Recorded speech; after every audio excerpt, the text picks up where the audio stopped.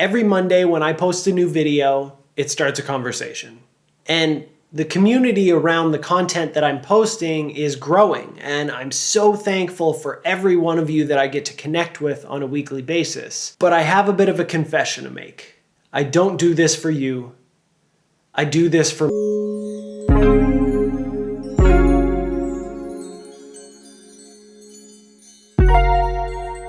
Recently, I've seen some pretty serious growth on my channel, and I've been getting to know so many more of you, whether that be in the comment section or over on Instagram, if you guys are DMing me, asking me questions, those kinds of things. I've been really connecting with all of you. And one common question that's come up a bunch of times once people get to know me a little bit better is, why don't I make videos about what I do for a living? If you're relatively new to the channel, I'll clarify that by playing this short video that I made for my business. What's up, people? My name is Justin, but pretty much everybody calls me Dunna, and I am a producer, the head engineer, and one of the owners here at Resonate Music School and Studio. I think it's really important that I understand what you're seeing for the project, what you're envisioning for the song, so that I can really take it to that place and hopefully even further. I grew up listening to all kinds of music, and being a multi-instrumentalist, I've also picked up different styles. So if you come in with an idea, maybe it's just a couple of lines, a couple of lyrics, or a melody or something, we can really take it in any direction that you want. You come into the studio because you have an idea. What I want to do is apply my experience to that idea so that we can make a production that you are excited and proud to present to the world. I can't wait to work on your music.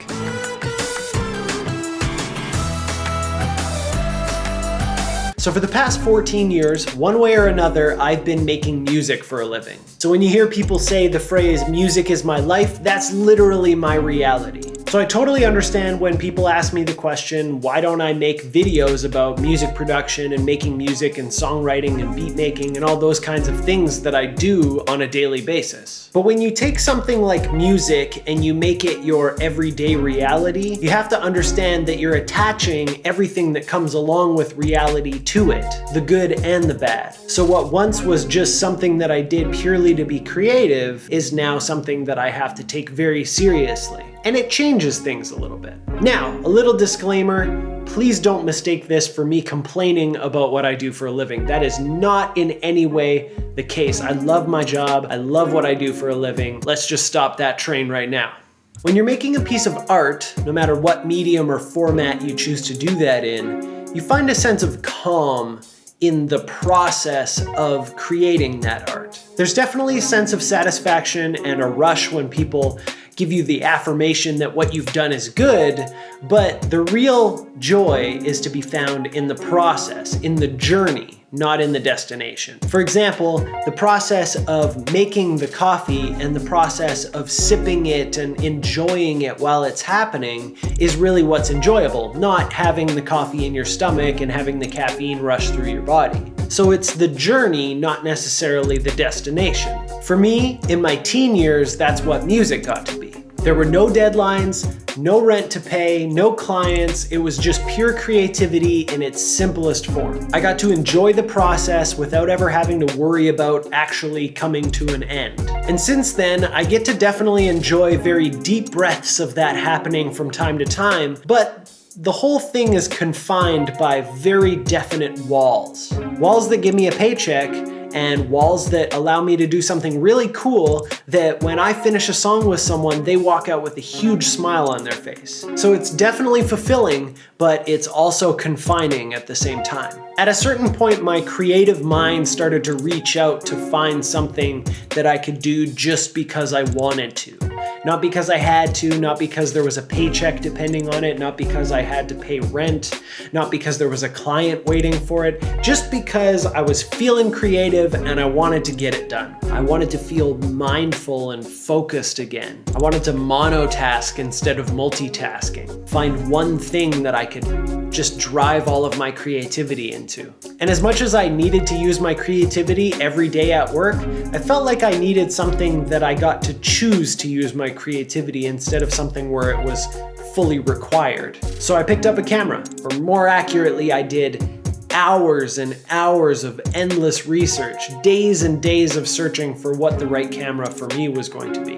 But the research is part of the fun for me. I really enjoy getting out there and finding out what the newest tech is and what's going to be the best fit for me and what's the best bang for my buck. I was fascinated by YouTube vloggers who could take what should be a boring old day and turn it into something that was fun and entertaining and sometimes educational. On the flip side of that, I needed to learn how to use the new camera that I just bought. So I started watching all the tutorial videos and the tech videos and the camera basics videos and cinematography and all the things that I was going to need to be able to create these stories that I wanted to. And I thought, I can do that.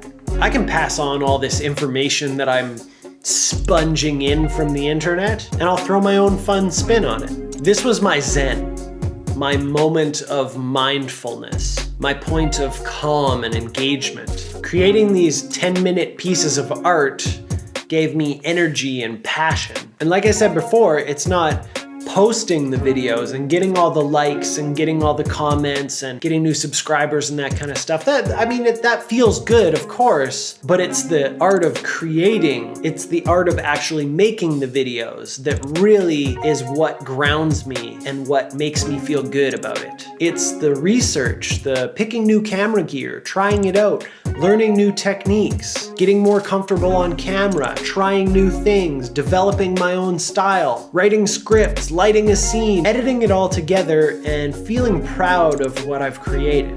And here's the best part of it all. I truly believe that if you can focus more on the process and making sure that you're enjoying the process and all the little pieces of the process leading up to what the end goal is, I actually think you're gonna make a better piece of art in the end anyway. So if you really enjoy all of those little things that I just talked about, I think you're gonna make a better video in the end. And the funny thing about my music career is that when I started to do YouTube, the fire that started from that actually seemed to relight the passion that I had for music too.